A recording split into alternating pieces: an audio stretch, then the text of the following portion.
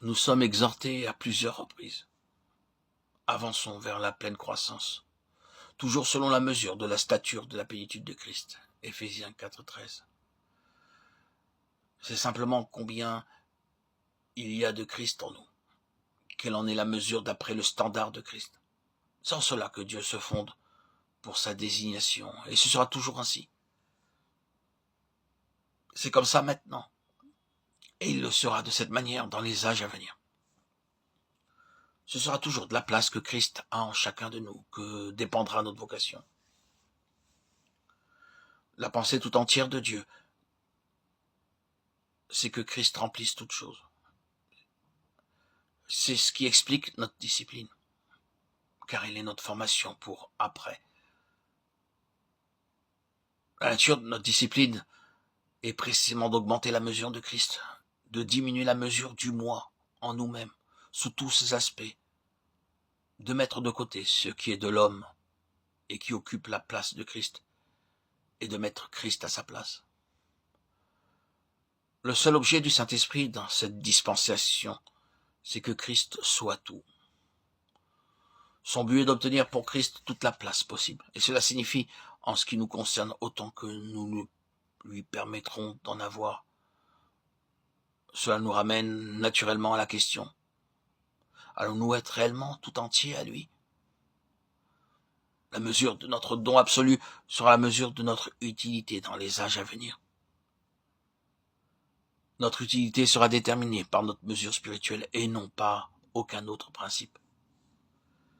Quelques personnes trouvent une certaine difficulté purement mentale à réconcilier la récompense et la grâce. Quelques-uns diront: « Oh, mais tout est par grâce et vous en faites une œuvre. Après tout, tout est grâce. » Comment peut-on réconcilier la récompense et la grâce? Il nous faut chercher de quelque manière la place des récompenses, n'est-ce pas? Mais ce n'est pas si difficile que cela.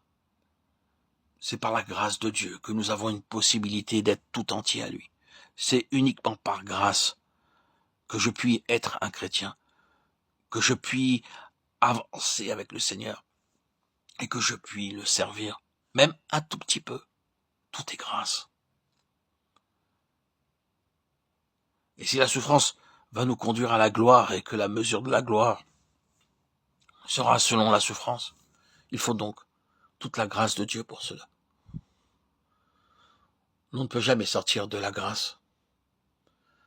S'il doit y avoir un jour une récompense, si nous aimons nous représenter quelque chose comme une récompense qui nous serait offerte littéralement maintenant, je vous dis, chers amis, que lorsque nous arriverons au point où nous comprendrons et connaîtrons tout le support, l'endurance et la patience du Seigneur, nous tomberons sur notre face en disant: Seigneur, je ne puis accepter de récompense.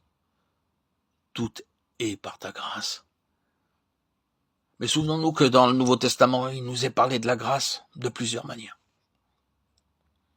Il y a la grâce qui nous donne l'accès et l'admission. Cette grâce dans laquelle nous demeurons fermes. Romains 5,2. C'est une faveur de Dieu, sans aucun mérite, que nous soyons sauvés, que nous appartenions au Seigneur. Oui, c'est par grâce. Mais ensuite, il nous est aussi parlé de la grâce comme d'une force. Une force en plus du salut initial. C'est ce que le Seigneur a voulu faire comprendre à Paul lorsqu'il lui a dit: « Ma grâce te suffit, car ma puissance s'accomplit dans la faiblesse. » 2 Corinthiens 12,9.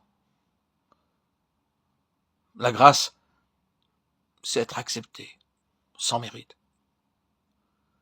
Mais la grâce est aussi notre force pour travailler, servir et souffrir.